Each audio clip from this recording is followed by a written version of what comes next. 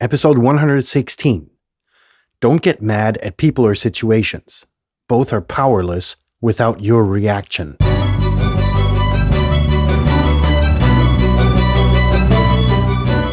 You're listening to the very best podcast in the world on health, wealth, and happiness. Please remember to leave a review and share with all your friends and family. And here is your host, Lars Hilser.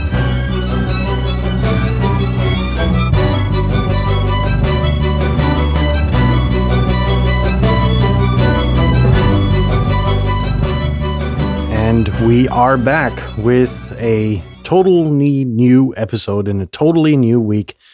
And no, we're not in a totally new month yet, but that's to come. Anyhow, long story short, welcome to the very best podcast in the world, your only source in the universe for personal supremacy through health, wealth, and happiness. Now, the title is, I think, one of the longest that we've ever had, but it was important to outline the point. The point of this episode is that we all get mad and pissed off at situations that we're confronted with, right? I think nobody is free from actually being able to say, well, I never get pissed off at things that happen that are caused by people or by situations. It's about how we deal with those situations. The inner anger is present in pretty much everyone. I think there is nobody that is that chill or has taken that many drugs to actually be totally ignorant of situations that they're confronted with, which, just piss everybody off. And be honest to yourself. Remember the last situation you got the heat, and wanted to strangle or kill somebody or, whatever it is. These things happen, period. It's about how you approach them that actually makes the difference. And there's a great quote, which I think says it best. It is mature that when someone hurts you and you try to understand their situation and don't hurt them back. End quote. And this is so fucking powerful because it outlines really the underlying circumstances of situations caused by people which piss you off, right? So, I don't know, imagine your partner picking a fight with you, period. So you're in the situation, you're in the fight, and your partner hurts you for whatever reason. I don't mean physically. They kick you in the nads or, the uterus or whatever body part is down there for you. And the underlying cause may be much more important than what you're actually getting as a message. So, for instance, let's remain with a partner situation for a moment. Your partner's got, a very stressful week at work behind them. They've eaten shit from their boss. Maybe they are just unsatisfied because they are hungry, or because they're fucking tired because they've had an exhausting day at the office. And then, you come along and it's like, okay, boom, here's my punching bag, right?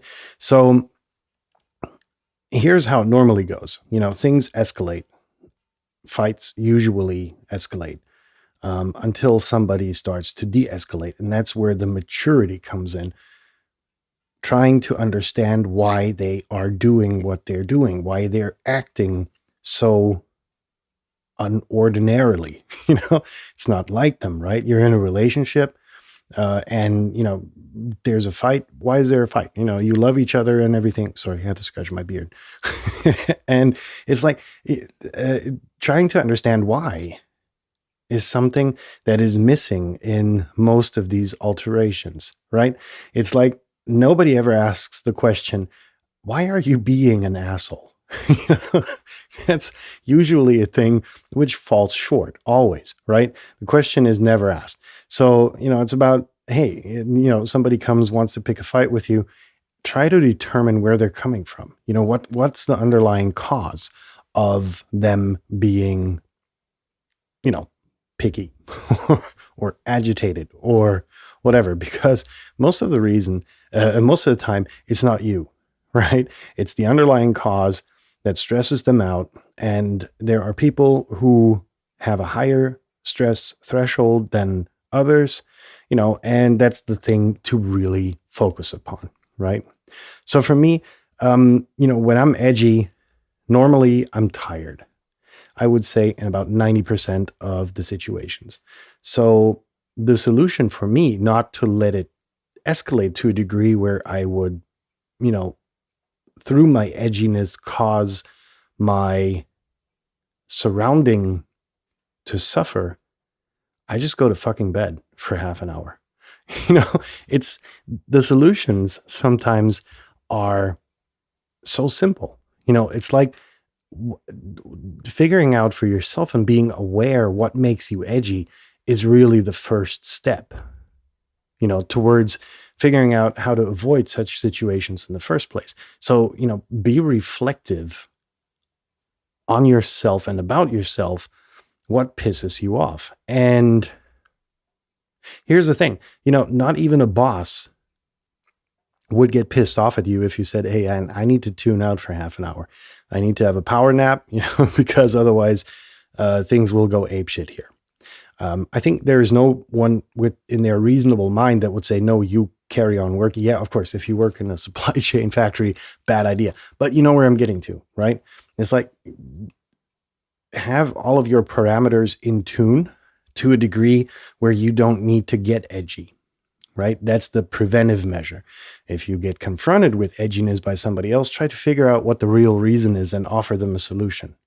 Offer them to help with establishing a solution to their underlying problem of their edginess. I think that's the number one cause. Now, as for my kind of power nap situation, the question is, that you have to ask yourself, is that a flight situation where, am I afraid of the consequences? Am I a pussy for doing so? And fact of the matter is, sure, to a degree, yeah.